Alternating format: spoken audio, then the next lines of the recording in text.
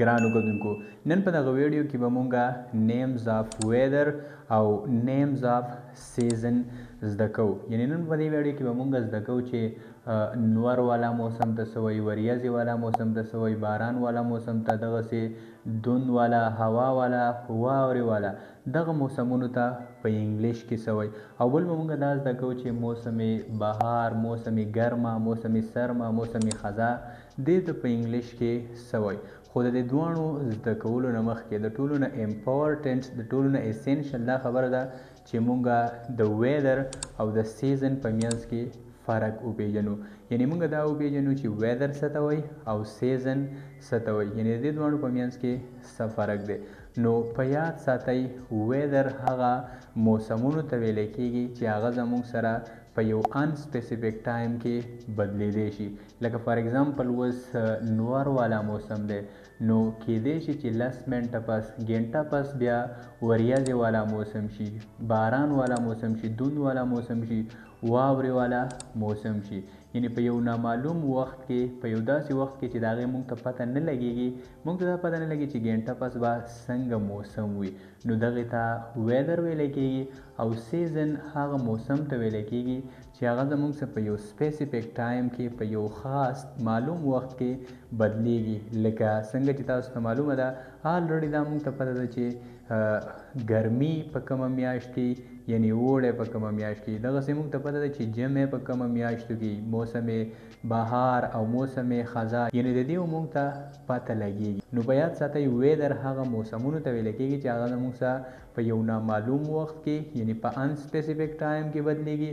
او سیزنز هغه موسمونو ته ویلی کېږي چې هغه زموږ سره په سپیسیفیک ټایم کې، یعنی په معلوم وخت کې بدلیږي. نو ګرانو کتونکو د ټول ناول زده کوو د ویدر په باره کې، یعنی د ټول ناول زده کوو نیمز اف ویدر.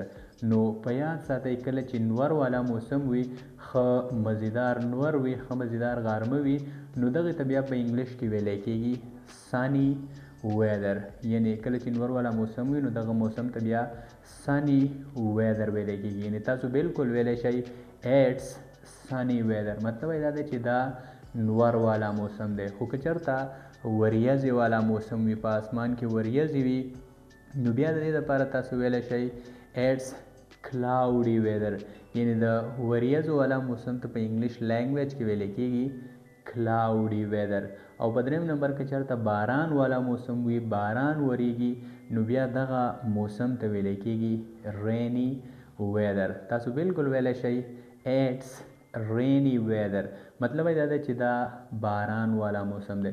خو که چېرته دوند والا موسم وي، یعنی دوړې والا موسم وي، نو بیا ګرانو کتونکو آیا تاسو ته پته شته چې دغې ته بیا په انګلیش کې څه ویلی کېږي. نو په یاد ساتئ که چېرته دوند والا موسم وي، نو بیا دغې ته فاګي ویدر ویلی کېږي، FOGGY فاګي ویدر، یعنی دوند والا موسم. او تاسو بالکل په دغه وخت کې ویلی شئ که چېرته دوند والا موسم وي، نو بیا ایټس فاګي ویدر، مطلب یې دا دی چې دا دوند والا موسم دی. او په 5م نمبر باندې که چېرته واوره والا موسم وي، یعنی واوره وریږي، نو په دغه وخت کې بیا تاسو بالکل ویلی شئ ایټس سنوي ویدر، مطلب یې دا دی چې دا برف والا موسم دی، یعنی دا واورې والا موسم دی. یعنی واورې والا موسم ته په انګلیش کې ویلی کېږي سنوي ویدر. خو که چېرته هوا والا موسم وي، یعنی هوا چلیږي، هوا وي، نو په دغه وخت کې بیا هوا والا موسم ته ویلی کېږي وینډي ویدر، ایټس وینډي ویدر، مطلب یې دا شو چې دا هوا والا موسم دی. او په 9م نمبر باندې که چېرته طوفان والا موسم وي، تیزې هواګانې، موږ چې ورته طوفان وایو، نو طوفان والا موسم ته بیا سټامي ویدر ویلی کېږي. که چېرته طوفان والا موسم وي او تاسو وایئ چې دا طوفان والا موسم دی، نو بالکل تاسو د دې لپاره په انګلیش کې ویلی شئ ایټس سټامي ویدر، مطلب یې دا شو چې دا طوفان والا موسم دی.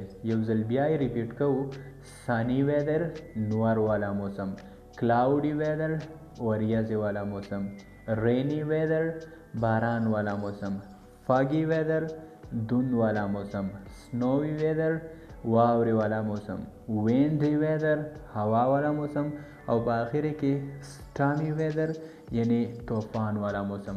او ګرانو کتونکو څنګه چې تاسو ته ما د ویډیو په سٹارټ کې وویل چې ویدر هغه موسمونو ته ویل کېږي چې هغه زموږ څخه په یو نامعلوم وخت کې یعنی په ان سپیسیفیک ټایم کې بدلیدلی شي. نو څنګه چې تاسو ته معلومه ده دا خو بالکل زموږ څخه په ان سپیسیفیک ټایم کې بدلیدلی شي. نو دې موسمونو ته بیا ویدر ویل کېږي.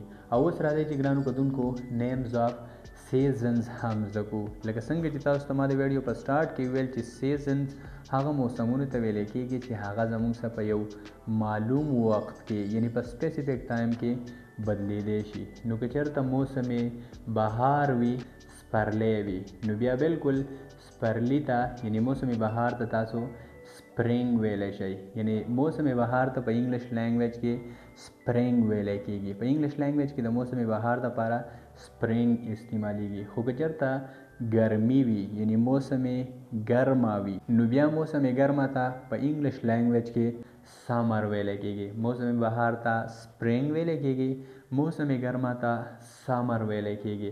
او په دریم نمبر موسم سرما یعنی یخني کمی ده چې جمع هم ویلی کېږي. نو دې دپاره بیا په انګلیش کې استعمالیږي وینټر یعنی جمع ته په انګلیش کې وینټر وایي. او په څلورم نمبر باندې موسم خزا په کومې کې چې ونې پاڼې غورځوي نو دغې ته موسم خزا ویلی کېږي. او په انګلیش کې دې دپاره آټم استعمالیږي AUTUMN آټم. په دې کې ان سایلنټ دی دا به آټمن نه وایي، د دې صحیح پروننسیشن دی آټم. او دا ویلی کېږي موسم خزا ته. خو په یاد ساتئ دې ته په برټش انګلیش کې آټم وایي، په امریکن انګلیش کې دې ته فال وایي. یعنی د امریکا چې کوم خلک دی هغه دې ته فال وایي او د انګلینډ چې کوم خلک دی هغه دې ته آټم وایي. یو ځل بیا یې ریپیټ کوو سپرینګ موسم بهار، سمر موسم گرما، وینټر موسم سرما، آټم یا فال موسم خزا. ګران ګودونکو زه امید لرم چې تاسو به په ویدر او په سیزن په منځ کې فرق هم پیژندلی وي او بیا به تاسو نیمز آف ویدرز او نیمز آف سیزنز هم پیژندلی وي. یعنی د دې نومونه به هم په انګلیش کې زده کړي وي. ګران ګودونکو که چېرته تاسو د دې ویډیو نه زده کړه کړې وي نو هم په دې ځای ویډیو له ورسره یو لایک ورکړئ. او که چېرته تاسو همداسې انګلیش په پښتو کې د الف نه والا تر یې پورې یعنی 12 ټینسز، پارټس آف سپیچ، ایکټیو وایس، پیسیو وایس، ډایرکټ نریشن، انډایرکټ نریشن، ماډل ورډ او څومره چې هم د انګلیش سره ریلیټډ ټاپکس دي، د انګلیش سره ریلیټډ خبرې دي، تاسو هغه زده کول غواړئ نو بیا د دغه زده کولو لپاره هم په دې زموږ د یوټیوب چینل سبسکرایب کړئ. او که چېرته تاسو په یو ټاپک کې کنفیوز یې د انګلیش سره ریلیټډ نو بیا صرف او صرف موږ ته یو کامنټ پرېږدئ په کمنټ سیکشن کې او انشاءالله زموږ راتلونکي ویډیو یعنی نیکسټ ویډیو به هم ستاسو د دغه کامنټ مطابق وي. د ویډیو کتلو یو جهان مننه. د نیکسټ ویډیو پورې په الله سپارم. د لوی الله په امان. تھینک یو سو مچ. تھینک یو.